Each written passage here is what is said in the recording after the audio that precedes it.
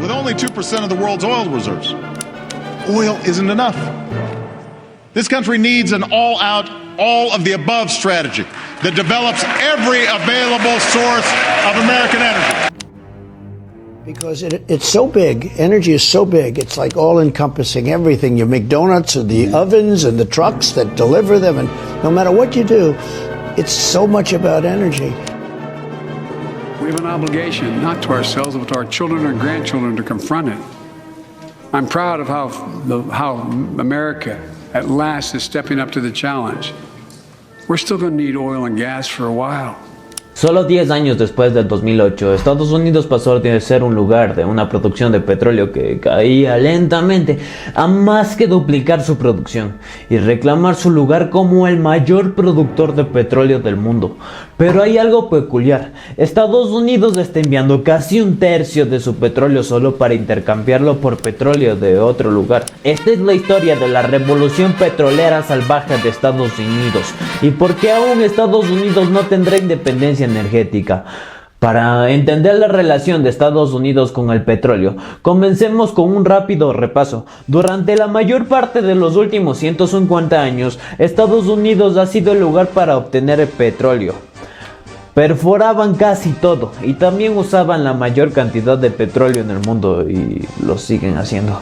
Pero en la década de 1930, otros países, principalmente Arabia Saudita y algunos otros países del Medio Oriente, se dieron cuenta de que también tenían toneladas de petróleo, así que comenzaron a perforar como locos. En esta época Estados Unidos comienza a importar un poco de petróleo, pero aún extrae la mayor parte por sí mismo. Sin embargo, la demanda insaciable de Estados Unidos de petróleo para alimentar sus aviones, trenes y automóviles no podía ser contenida. La demanda de Estados Unidos de petróleo comienza a superar significativamente su producción, así que comenzaron a importar y rápidamente a volverse cada vez más dependientes del petróleo extranjero.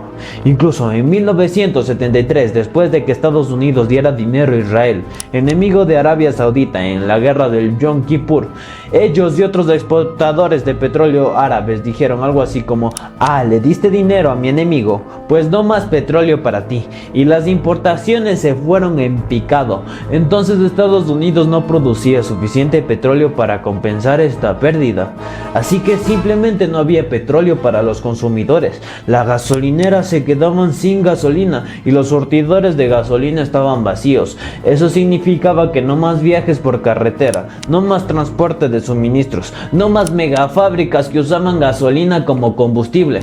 Incluso para asegurarse de que haya suficiente petróleo para el invierno, se declaró que era esencial que todos los estadounidenses vivan y trabajen a más bajas temperaturas. El problema fue tan grave que el presidente Nixon literalmente le dijo a las empresas que dejaran de trabajar si eso ahorraba energía. Consistent with safety and economic considerations, I am also asking governors to take steps to reduce highway speed limits to 50 miles per hour.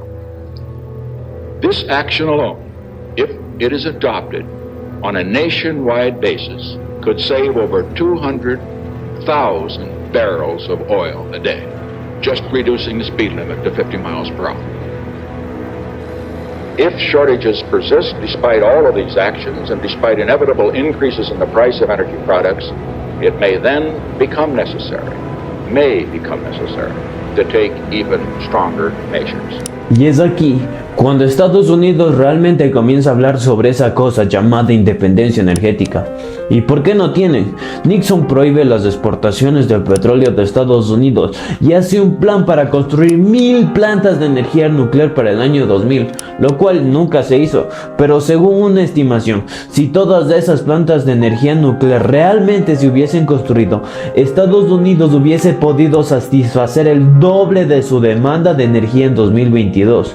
Y todo esto sin emisiones de combustibles fósiles. Sin embargo, solo existen 92 reactores nucleares en situación de operar actualmente en Estados Unidos. Mientras tanto, en los 80, Estados Unidos necesitaba más petróleo, porque esos motores de gasolina no se iban a mover solos. Estados Unidos todavía no podía encontrar ese petróleo en su propio suelo, entonces comenzaron a importar más petróleo de Canadá, el vecino Pacífico del Norte. Pero el consumo masivo de petróleo todavía todavía requería que traigan un montón de petróleo desde Medio Oriente. Iban obteniendo lentamente más petróleo de Canadá y también más de los países de la OPEP. Pero entonces sucedió lo impensado. Estados Unidos empezó a reducir su producción de petróleo y algo similar estaba sucediendo con el gas natural, la otra gran fuente de combustible que se usa en Estados Unidos y que se recoge en gran medida de la misma manera que el petróleo. Entonces pensarías que la producción estaba disminuyendo porque se estaban quedando sin petróleo, pero esto no es cierto en absoluto. Estados Unidos tenía y todavía tiene toneladas de petróleo. El problema era que no podían extraerlo.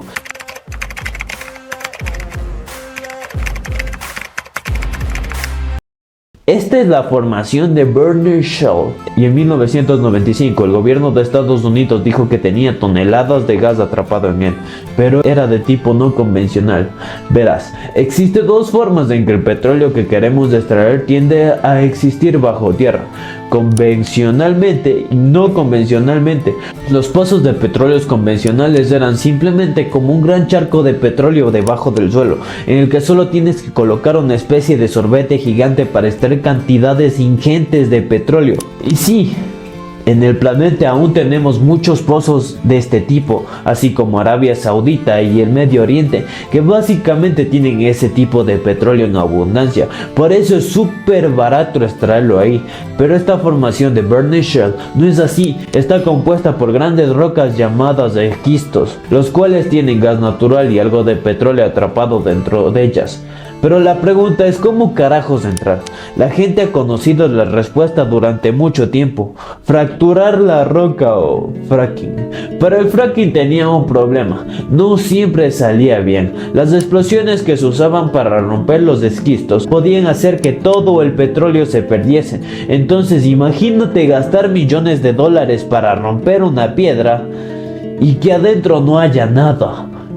Buah, qué frustrante. Entonces, a finales de la década de 1990, cuando este tipo llamado George Mitchell estaba mirando su documento que decía que toda su tierra en la formación de Bernard Shell tenía toneladas de gas atrapado en ella, pero no podía obtenerlo. George estaba perdiendo mucho dinero intentando hacer que el fracking funcionara, cuando su equipo cambió las cosas un poco. Usaron una técnica más nueva para abrir las rocas, disparando una mezcla especial a base de agua y perforaron de lado en lugar de solo hacia abajo. Con los ajustes perfectos, el petróleo salió. Esto era una revolución, y esto finalmente hizo el fracking rápido y lo suficientemente barato para perforar todos los recursos exuberantes atrapados en los esquistos de América.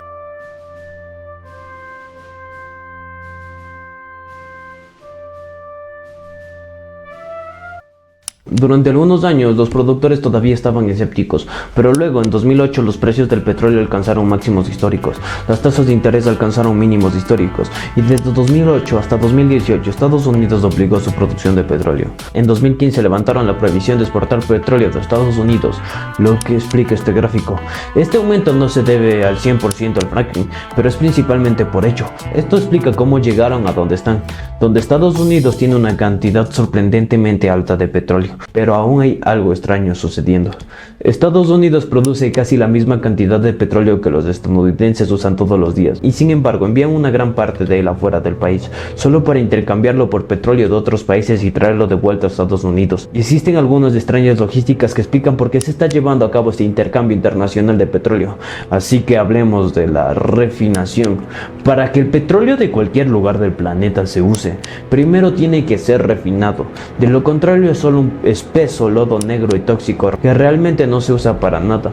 Y en Estados Unidos existen decenas de refinerías que se dedican a importar petróleo extranjero y refinarlo en Estados Unidos para después distribuirlo en el país.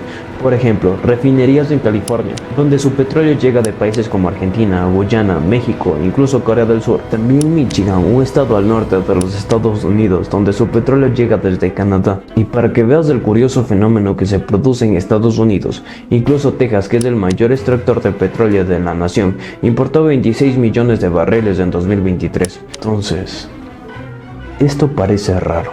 ¿Por qué tienes que pagar navíos petroleros que cuestan millones por cada flete que se realiza? Además, la logística e infraestructura que esto implica. Esto parece mucho trabajo para simplemente mover petróleo de otros países cuando lo tienen en su propio suelo y simplemente no lo usan. Entonces, ¿por qué no se usa el petróleo estadounidense en Estados Unidos? Y existen algunas razones por las que no se usa. Primero, mucho del petróleo estadounidense sí se queda en Estados Unidos. Por ejemplo, Texas. Texas perfora un montón de petróleo y luego lo refina. Y luego los tejanos pueden bombearlos en sus camionetas en una gasolinera. Y casi todos los costes de transporte se han ido. Por eso Texas tiene algunos de los precios de la gasolina más bajos de la Unión. Pero el primer problema es que no todo el petróleo está junto a una refinería. Y las refinerías no siempre están juntos a las personas que lo necesitan. Por ejemplo, en Los Ángeles, en 2021 California usó 65 millones de barriles de petróleo. El estado resulta ser uno de los mayores productores del país, por lo que parte de ese petróleo viene de dentro del estado. Por ejemplo, como unas pocas millas de esta refinería hay un campo petrolero en el medio de Los Ángeles, y hay algunos otros pozos petroleros famosamente ocultos que están esparcidos por toda la ciudad, incluso al lado de las casas de las personas. Pero todo el petróleo perforado en California solo representa una quinta parte de lo que se necesita, así que se trae petróleo de afuera. Entonces, ¿por qué no se trae un poco más de Texas para el resto del país? Para la mayor parte del país hay un sistema de oleoductos que lleva el petróleo desde los lugares donde se están produciendo mucho petróleo hasta las personas que lo quieren. Pero California es una excepción. El estado y sus casi 40 millones de residentes no tienen oleoductos de crudo entrando y probablemente nunca los tendrá. Eso se debe a que incluso si el petróleo de Texas llegara a California, la mayoría de las refinerías en el estado no podrían usarlo. Esta es la mayor razón por la que Estados Unidos no puede usar su propio petróleo. Simplemente no es el tipo correcto. Y déjame explicarlo.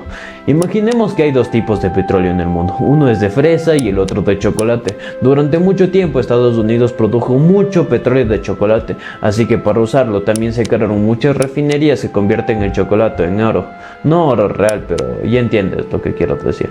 Pero con el tiempo, especialmente con el uso del fracking, el suministro de petróleo de Estados Unidos se convirtió mucho más de fresa, y esas refinerías de chocolate no pueden usar, y si lo hacen tendrían algunos problemas realmente grandes. Las refinerías se podrían dañar, estropear, se mueren, etc. Pero las refinerías de petróleo podrían crear más refinerías si quisieran. Pero según un comentarista, los estándares ambientales del gobierno de Estados Unidos y la presión para abandonar los combustibles fósiles lo convierten en una inversión arriesgada, así que nadie quiere invertir en eso. Esto podría ser porque la última construcción significativa de una refinería de petróleo en Estados Unidos fue hace casi 50 años. En lugar de pasar por el proceso súper caro de actualizar las refinerías de América para poder usar el petróleo de fresa, los refinadores decidieron que sería una mejor idea simplemente importar petróleo de chocolate de otros países que aún lo producen y usarlo en las refinerías de chocolate. Luego simplemente enviar todo ese petróleo de fresa al extranjero, donde tienen refinerías para él. Así es como Estados Unidos se encuentra en la extraña situación de ser uno de los mayores productores de petróleo de todo el mundo, pero aún así depender en gran medida de las importaciones de crudo. Esta dependencia no solo se debe a las limitaciones de infraestructura como la falta de oleoductos en algunas regiones y la incompatibilidad entre el tipo de petróleo producido en Estados Unidos y las refinerías existentes, sino también a consideraciones económicas y ambientales, además de la infraestructura y las limitaciones de las refinerías. Hay otros factores que contribuyen a la paradoja de la dependencia petrolera de Estados Unidos. Por un lado, importar petróleo de otros países a menudo puede resultar más económico que transportar petróleo de las regiones de producción interna a las refinerías adecuadas. Además, existe una creciente presión política y social para reducir la dependencia de los combustibles fósiles y hacer la transición hacia las fuentes de energía más limpias y renovables. A pesar de los avances tecnológicos en la producción de petróleo como el fracking y el aumento de la producción nacional, Estados Unidos aún enfrenta desafíos significativos en su búsqueda de independencia energética. Estos desafíos van más allá de la mera disponibilidad de recursos y se extiende a consideraciones económicas, ambientales y de infraestructura que afectan a la capacidad del país para utilizar su producción de manera muy efectiva. En fin, ¿qué prefieres, helado de fresa o de chocolate?